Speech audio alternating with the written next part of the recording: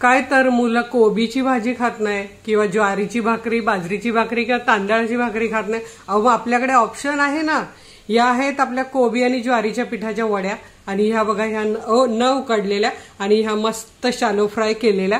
हे बघा एकदम कुरकुरीत आहे, तुम्हाला मी दाखवते।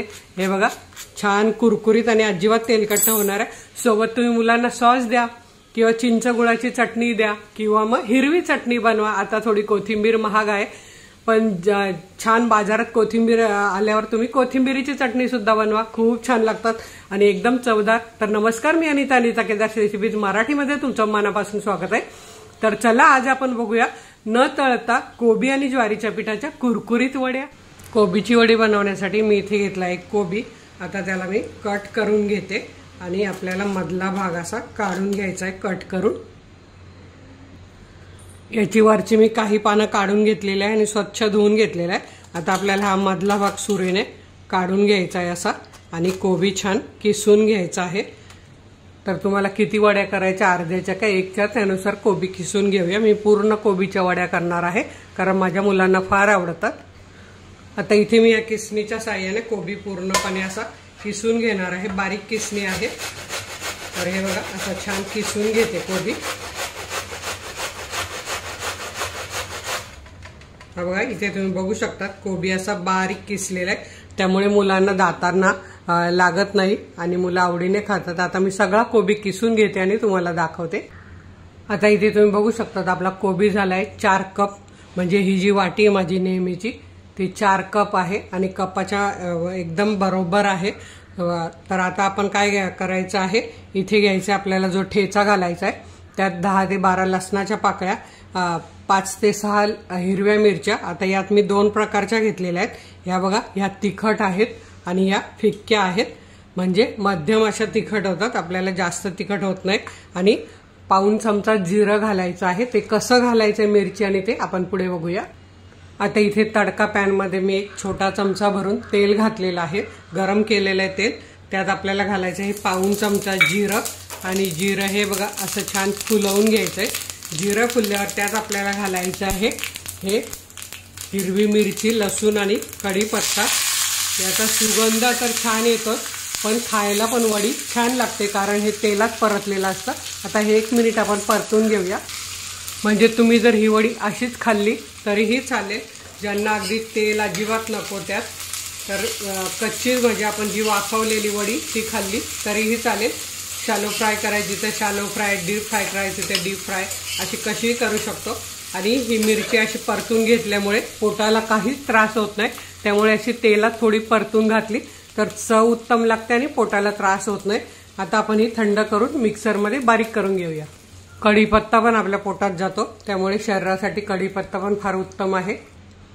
आता इथे बघा आपला ठेचा छानपैकी वाटून झालेला आहे,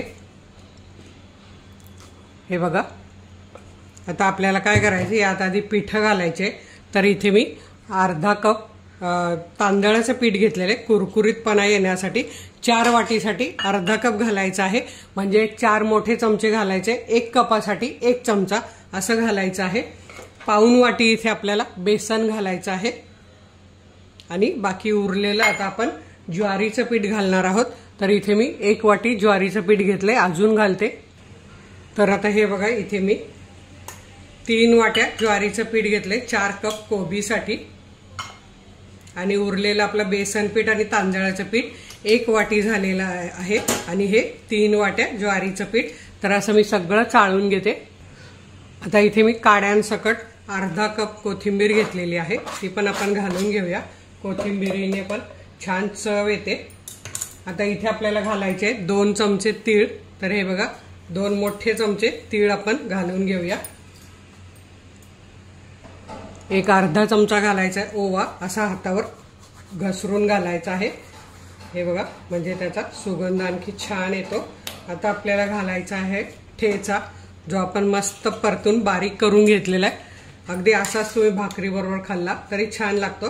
तर आधी मी हे 2 चमचे घालून घेते आणि चव बघून आणखी टाकते, कारण जास्त तिखट झालं तर मुलं खात नाहीत, त्यामुळे बघून घालायचंय। आता आपल्याला यात घालायची आहे 1 चमचाभर हळद, हे बघा, आणि राहिलंय ते मीठ।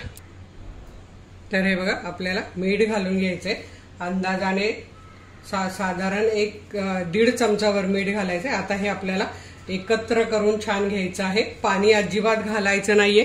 कोबीला जे पाणी सुटतं कोथिंबीरीला त्यातच आपल्याला हे भिजवून घ्यायचंय। आता इथे तुम्ही बघू शकता तेवढ्यात कोबीत आणि तेवढ्यात 4 वाट्या किंवा 4 कप पिठात आपला एकदम गोळा छान झालेला आहे। आता त्या उकडायच्या कशा त्या मी दाखवते।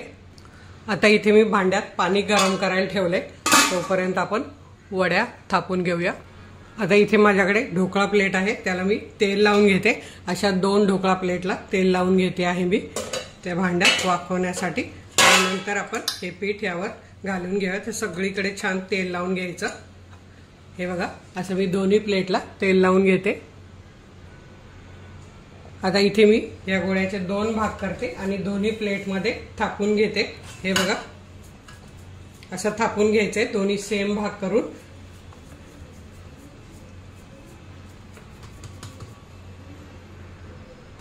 दोन्ही प्लेट आपल्या थापून झालेल्या आहेत। आता यावर मी थोडेसे वरून पण असे तीळ लावून घेते, म्हणजे दिसायला पण छान दिसते। आणि अशा हाताने पुन्हा एकदा दाबून घेते। आता आपण उकडायला ठेवूया। तर इथे आपल्या पाण्याला हे बघा उकळी आलेले। आता आपण या ढोकळा प्लेट ठेवून घेऊया कोथिंबीरच्या वडीच्या।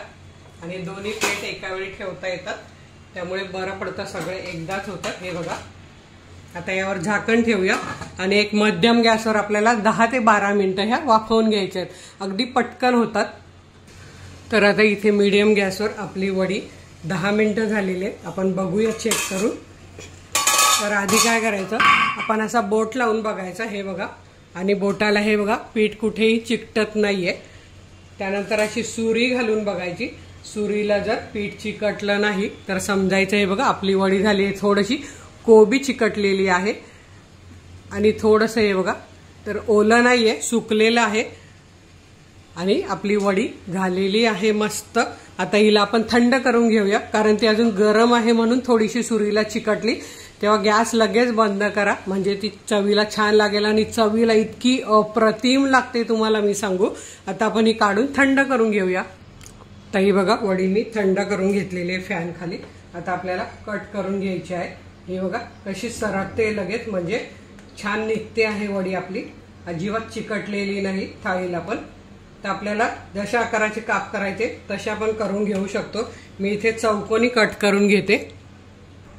तर इथे मी कट करून घेतलेले। आता आपण काढून घेऊया आणि एकीकडे मी शॅलो फ्राय करायला तेल तापत ठेवलेलं आहे। हे बघा किती छान लागते। अगदी तुम्ही अशीच खाल्ली तरीही चालेल। कोबीची वडी ही खूप छान लागते। मुलं जेवली नाहीत तरी चालेल, पण मुलांना ही वडी खाऊ द्या अगदी।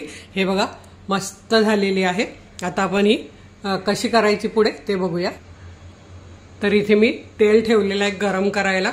फक्त 2 ते 3 चमचे तेल ठेवलेलं आहे आणि आता आपण हे असं वड्या फ्राय करायला ठेवूया।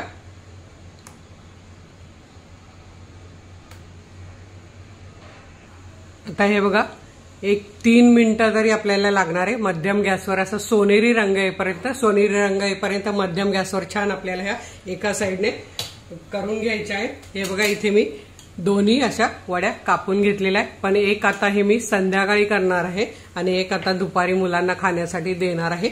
तर आता हे मी पूर्णपणे मस्त करून घेते आणि तुम्हाला कुठल्या कुठल्या रेसिपीज बघायला आवडतील ते मला कमेंटमध्ये जरूर कळवा, म्हणजे मी तुमच्यासाठी छान छान आणि हेल्दी रेसिपीज घेऊन येईल। 1-2.5 मिनिटं झालेले। 2.5 मिनिटांनंतर आपण ही वडी उलटी करून बघूया। तर हे बघा 2.5 मिनिटातच झालेली आहे। तेव्हा असं 2 मिनिटांनंतर चेक करायला सुरुवात करायची आणि अशा आपल्याला दुसऱ्या साईडने पण हे बघा छान अशा सोनेरी रंगावर मस्त वरून असा कुरकुरीतपणा आलेला आहे। सगळ्या वड्या मी पलटी करून घेते। पलटी करतानाच छान असा कुरकुरीतपणा जाणवतो आहे। आता ह्या पण आपण 1-2 मिनिटं छान अशा कुरकुरीत करून घेऊया। आणि हे जे छोटे छोटे पीस मी हे नंतर टाकले, त्यामुळे हे अजून एका साईडने झालेले नाहीत। आणि खरंच मी तुम्हाला सांगते तो ठेचा तेलात परतून, म्हणजे त्या मिरच्या आणि लसूण तेलात परतून अप्रतिम चव येते। अगदी तुम्ही कच्ची अशीच वडी खाल्ली तरी तुम्हाला त्रास तर होणार नाहीच, पण चव अगदी अप्रतिम लागेल। तुम्हाला अशी शॅलो फ्राय करून खायची, शॅलो फ्राय करून खा किंवा तळून खा, ज्यांना जसं आवडेल तसं तुम्ही खाऊ शकतात. आणि हे बघा 1.5 मिनिटं झालेलं आहे. आता आपण ही वडी बघूया दुसऱ्या साईडने झाली आहे का. तर ही बघा एकदम छान सोनेरी रंग आलेला आहे आणि ही झालेली आहे. असे सगळ्या बघूया आणि असं कडेला निथळून घ्यायचं, म्हणजे जास्तीचं तेल असेल ते निघून जाईल. आणि अशा ह्या काढून घ्यायच्या. बघा तीळ वर लावल्यामुळे किती छान रंग आलेला आहे. आता मी या सगळ्या काढून घेते आणि तुम्हाला दाखवते. आणि इथे तुम्ही बघू शकतात आपल्या किती छान मस्त वड्या झालेल्या आहेत. ह्या उकडलेल्या वड्या आणि ह्या शॅलो फ्राय केलेल्या वड्या, हे बघा एकदम कुरकुरीत अशा. हे बघा अगदी कोणी म्हणणार पण नाही, मुलांना पण कळणार नाही यात तुम्ही कोबी घातलंय आणि ज्वारीचं पीठ घातलंय. इतक्या छान चवीला लागतात. तर तुम्ही ह्या नक्की करून बघा, मुलांना घरातील सर्वांना खायला घाला आणि नंतर मला तुमचे रिप्लाय जरूर कळवा. तर वेळात वेळ काढून व्हिडिओ बघितल्याबद्दल तुमचे मनापासून धन्यवाद. अशाच माझ्या छान छान रेसिपी बघा, बनवा, खा आणि हेल्दी राहा. धन्यवाद.